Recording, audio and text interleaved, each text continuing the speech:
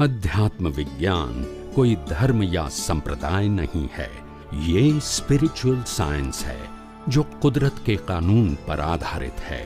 ये विज्ञान पूरे ब्रह्मांड के सभी रहस्यों को उजागर करता है और जीवन के सभी पहलुओं को समझने के लिए एक नई दृष्टि देता है।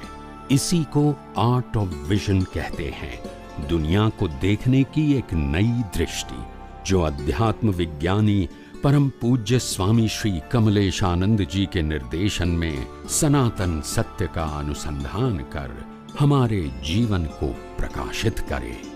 जय सच्चिदानंद। जय सच्चिदानंद।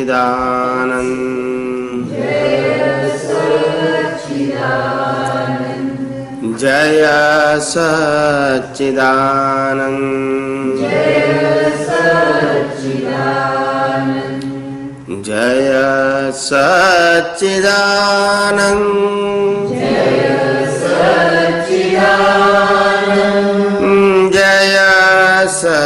सच्चिदानंद।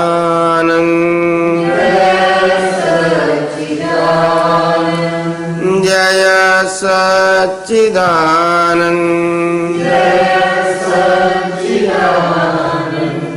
जय सच्चिदानंद।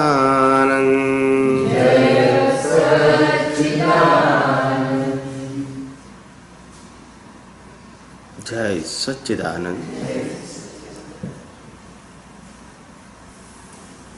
श्री मानव जीवन આપણને મળ્યું છે શેના માટે? માનવ જીવન મળ્યું છે શેના માટે? આ ડેઈલી લાઈફ જીવવા માટે મળ્યું છે। આ જે લાઈફ જીવીએ છે એ જીવવા માટે માનવ જીવન મળ્યું છે કે we are different than the animal? કારણ કે એનિમલને પર રૂટીન લાઈફ જ છે મોસ્ટ ઓફ, અને આપણે પણ કેવું છે? તો મનુષ્યને શા માટે ગ્રેટ એનિમલ કહેવામાં આવે છે? ઉત્તમ પ્રાણી શા માટે કહેવામાં આવે છે? What is the reason behind? મનુષ્ય ભાવ શેના માટે મળ્યો છે? આ જગતનું જે ગુપ્ત રહસ્ય છે, જે કવર થયેલું છે, એને અનકવર કરવાની ક્ષમતા ફક્ત મનુષ્યમાં છે, દેવોમાં પણ તે નથી। આ જગતનું રહસ્ય દેવો ના જાણી શકે, એની પાસે આટલું જ્ઞાન હોય તોય આટલું દુનિયાને અવધિ જ્ઞાનથી જોઈ શકે, પણ રહસ્ય ના પકડાય, કોઈને ના પકડાય। ત્યાં પુરુષાર્થ, ત્યાં બોડી જુદા પ્રકારનું છે, આ બધું સમજવું પડે આપણે। એ લોકોનું બોડીની અંદર કોઈ વિઝન, કોઈ ડેવલપમેન્ટ, કોઈ કોઝ, એવું કોઈ પુરુષાર્થનું સ્પેસ જ નથી। જે આપણે કરીએ છીએ ને એવું છે જ નહીં, તો પછી એમાં એ લોકોનો વાત ધેટ્સ ઇટ। એટલે તો હું કહું છું કે કોન્સેપ્ટ સમજો, એ આપણા કરતાં નબળા છે એવું નથી કહેતો, ઇન રિલેટિવ પાવર આપણા કરતાં બહુ પાવરફુલ છે, પણ આપણે છતાં મનુષ્યને શા માટે ગ્રેટ કહેવામાં આવે છે? આપણી પાસે થિંકિંગ પાવર છે, આપણી પાસે ભાવ કરવાની સત્તા છે, આ જગતને જેમ છે તેમ જાણવાની, અનુભવવાની, મુક્ત રહેવાની સત્તા છે, એ લોકો પાસે નથી। અને that is the beauty of human life. ને આપણું હ્યુમન લાઈફ એના માટે છે, શેના માટે છે? આ જગતનું રહસ્ય ખોળવા માટે છે। દેવી દેવતાઓ ના ખોળી શકે, એ ખોળવા માટેનું જે પાઠ છે ને એ જ નથી, જેને આપણે પ્રતિષ્ઠિત આત્મા કહીએ છીએ। હા, એટલે તો મનુષ્ય ભાવને દેવો પણ મનુષ્ય ભાવ ઝંખે છે। ફિઝિકલમાં તો આપણા કરતા એ સુપર પાવર છે, પણ મનુષ્ય ભાવ કેમ ઝંખે છે? કારણ કે દેવો હેન્ડીકેપ છે। કેવા છે? એ લોકોને 24 અવર્સની જેલ છે। શું છે? હવે આપણને લાગે જેલ કેમ કહો છો એને? તો કે છે કોઈ પણ દેવી દેવતા એના અધિષ્ઠાયક દેવના વિઝનની બહાર કોઈ સેકન્ડ હોઈ શકે નહીં। સમજાય છે? રિસ્ટ્રિક્ટેડ ઝોન શું કહેવાય? ક્યાં શું કરે છે બધું ખબર હોય ને. ખ્યાલ આવ્યો? એટલે અને 24 અવર્સની job without salary and overtime. દેવલોકમાં સેલરી નહીં, ઓવરટાઈમ નહીં, 24 કલાક ડ્યુટી. ત્યાં ટાઈમ ઝોન નહીં કે 8 કલાકની 12 કલાકની, એની ટાઈમ. આ તો સમજવું પડે. એટલે આ સૂર્ય ચંદ્ર તારાની જે રચના છે ને એ બધી મધ્ય લોકમાં છે. ક્યાં છે? આ બધું છે જે છે દેવલોક ને નરકલોક જે છે only for suffering, it's not for creation. Creation માટે નથી. પેલું પુણ્ય ભોગવવા માટે ના પાક ભોગ માટે. બોડી પણ એવું જ મળે, આવું ના મળે. કાલે વાત કરી હતી ને, બોડી પણ એવું જ જોઈએ, સફરિંગ માટે જ હોય. એમાં કશું તમારે ક્રિએશન ના કરવાનું હોય. એટલે કીધું ને એ આખું પેકેજ જુદી વસ્તુ છે. એની અંદર તમને આ દુનિયાવી અનુભવ ના થાય, એ ફીલ જ ના કરી શકો એનાથી. સમજાય છે? એનું માઇન્ડ બધું આપણા જેવું ના હોય. પપેટ્સ એવું હોય. આપણે જે થિંકિંગ કરીએ છીએ ને એવું થિંકિંગ દેવો ના કરી શકે. દેવનો પાવર. એ લોકો પાસે આવું માઇન્ડ નથી, એક્ટિવ માઇન્ડ. એ લોકો પાસે ફિક્સ. આ રોબોટ કેવો હોય? પ્રોગ્રામિંગ હોય. શું છે? એની ટેરેટરી, એની સ્ટ્રેન્થ હોય એટલું જ એક્ટ કરી શકે. દેવી દેવતા હે બધું જ છે આપણા કરતા. એ તો આપણી પાસે નથી, એ લોકો પાસે નથી, આપણી પાસે નથી. આપણે એક્શનના ફોર્મમાં તો ત્રણેય લોકમાં બધાની ઇક્વલ ક્વોલિટી છે. દેવલોક હોય, મનુષ્ય લોક હોય, પશુ લોક કે નરક લોક, બધા આઉટસાઇડમાં ઇક્વલ છે. કેવા છે? The human they have a power but not freedom. દેવો પાસે પણ પાવર છે પણ ફ્રીડમ નથી. એમ નરકગતિના જીવો હોય કે પશુઓની હોય, પાવર છે, ફ્રીડમ નથી કોઈની પાસે. એટલે એમાં તો બધા કોમન છે. પણ અહીંયા આગળ મનુષ્યની અંદર એક જ વસ્તુ તત્વ ચારે ગતિમાં ખૂટે છે.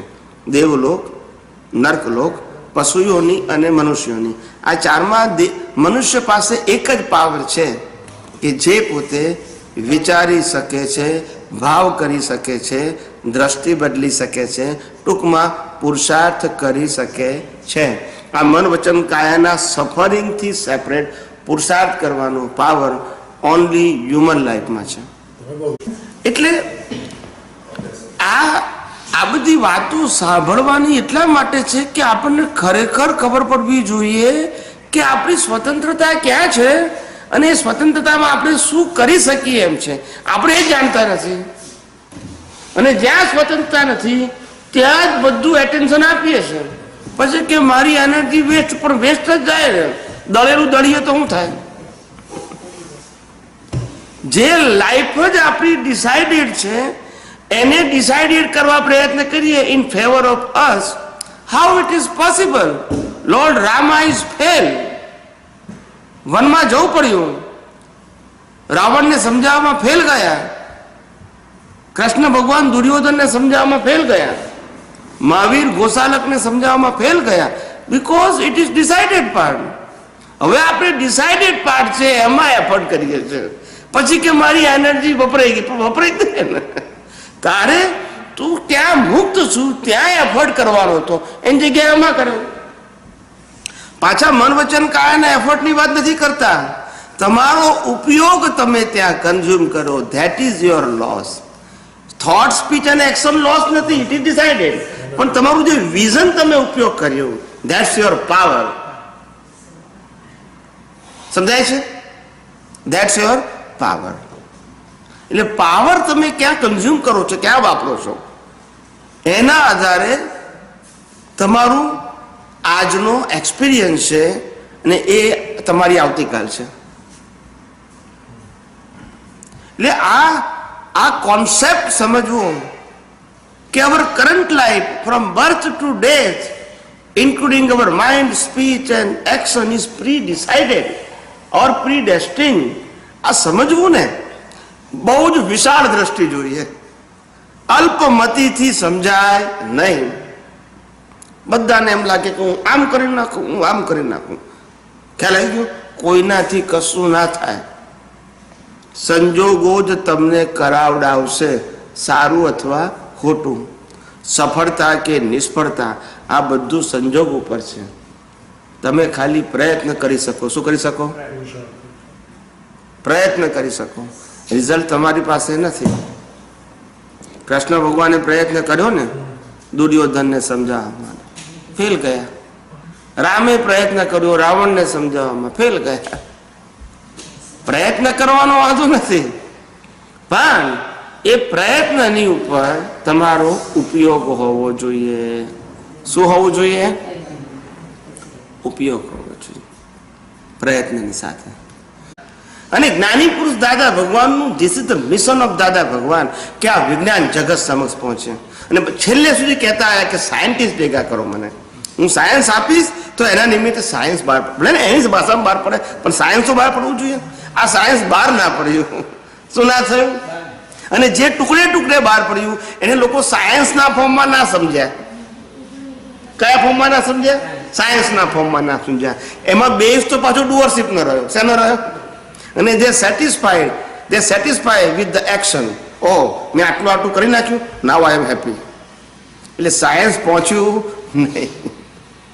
એટલે જ્ઞાની પુરુષનું બહુ મિશન હતું કે આ વિજ્ઞાન લોકોને પહોંચે, વિજ્ઞાન પબ્લિશ થાય.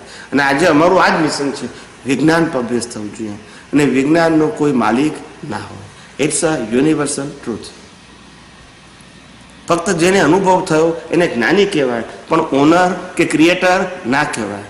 એટલે કહું છું કે સાયન્સ એવી વસ્તુ છે, તમે જાતે અનુભવ કરો, પહેલાં સમજો, પછી ફિટ કરો, પછી એપ્લાય કરો, રિયલાઇઝ કરો અને બીજાને શેર કરો. You are right to share your experience. Anybody have a right to share his experience. અને એમ કરતાં કરતાં તમારામાં પણ વિજ્ઞાન પાવરફુલ થશે અને બીજાને તમે ગાઈડ કરી શકશો. આવી રીતે લોકો સમજ વિજ્ઞાન પહોંચવું જોઈએ. એમાં ઓનરશીપનો પ્રશ્ન આવતો નથી.